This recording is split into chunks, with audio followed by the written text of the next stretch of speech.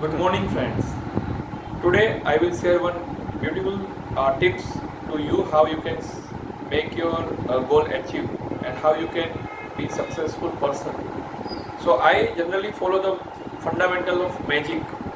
So it's not like a black magic or something which make you a success in a day, but these are the fundamentals what I follow. Like magic from M, I follow the motivation. So you must have some motive, you must have some reason for your goal.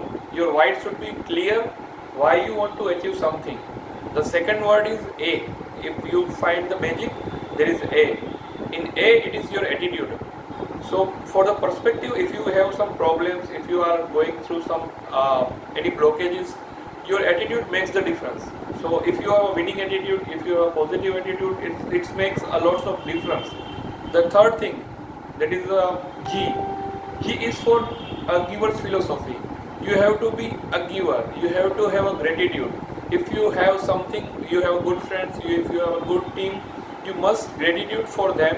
You have a giver's philosophy. You have to give other first, and then you have to think about what you are getting. So that is the third important factor in magic. The fourth letter is I. I is for innovation. So I don't know you are in which business, but whatever business you are, you have to find some innovative techniques to grow your sales. If you don't grow your sales using innovative things, you can't compete with your competitors. So first of all, there are so many competitors are there in market, right? Which are in the same business, whatever you are doing.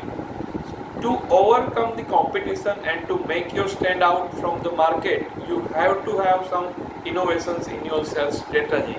And the last, that is C, and that is the creativity. You have to have your creativity in your work.